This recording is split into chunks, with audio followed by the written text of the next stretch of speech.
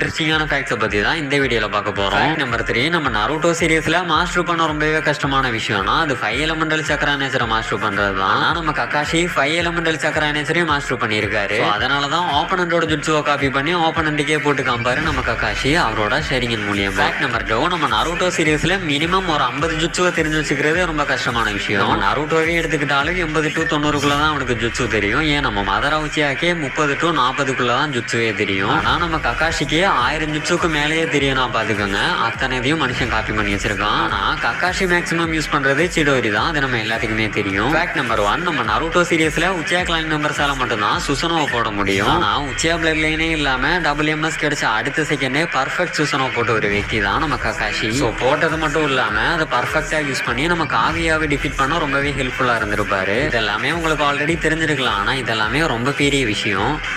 The copy ninja Kakashi